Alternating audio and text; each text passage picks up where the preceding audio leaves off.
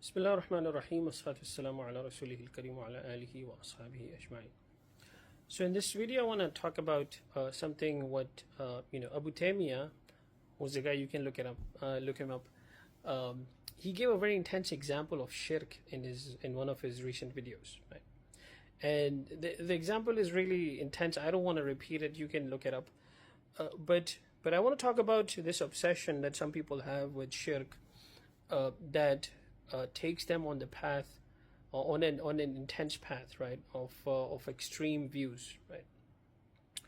Now let me make a subtle point away that I want you guys to think about. Yes, shirk is a very major sin, right? Allah subhanahu wa ta'ala says in the Quran, "Inna Allah la yaghfiru an yushraka bihi wa yaghfiru ma duna dhalika liman yasha," which means that Allah subhanahu wa ta'ala is not going to forgive shirk, and he can't forgive anything less than that, right?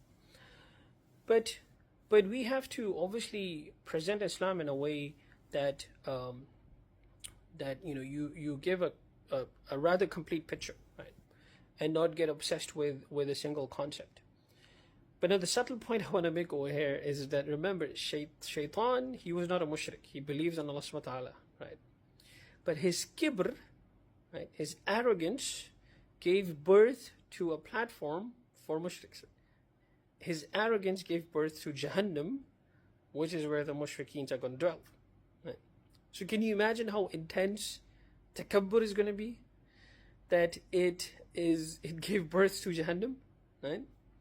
So this is what these people miss, right? What happens is, the obsession with shirk and bid'ah and all these that the kharijis also had, that they become Puritans, like I call them misguided Puritans, that they try to purify, and then they become arrogant in a way that they think everything, they develop the features of shaitan, right? Kharijis are similar, they have a similar psychology to shaitan. And I know I'm saying something intense, but think about this, because shaitan also became arrogant, right? Allah subhanahu wa ta'ala says in the Quran that he is an arrogant person, right? Aba wastakbara wa kana min al-kafirin, right? So his arrogance, it's mentioned in the hadith also. Allah subhanahu wa ta'ala says that al-kibriya uridai, that it's my cloak, right? That it's you.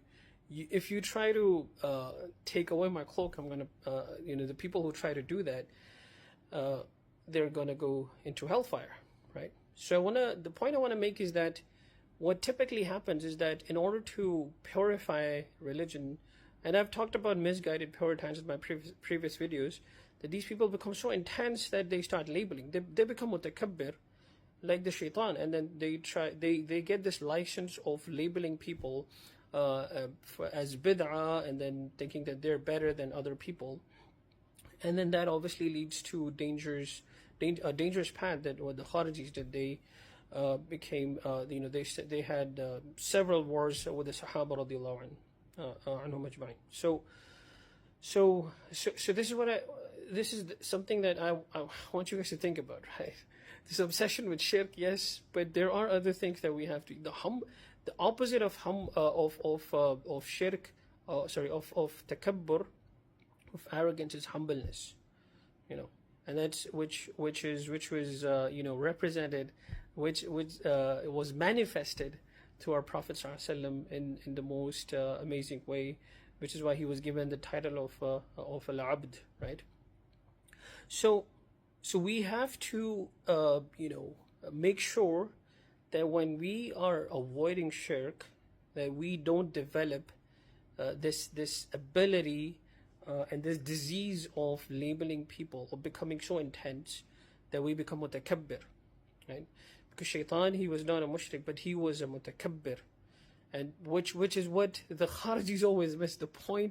This point is what they miss. They developed this sense of superiority, which the kharijis did. They thought that they were better than the Sahaba radiallahu anhu, and they started labeling them and obviously hurting them, right?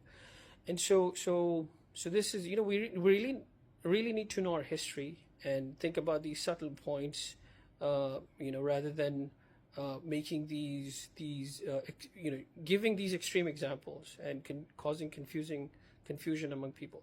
So jazakallah for watching. Assalamu alaikum wa rahmatullahi wa barakatuh.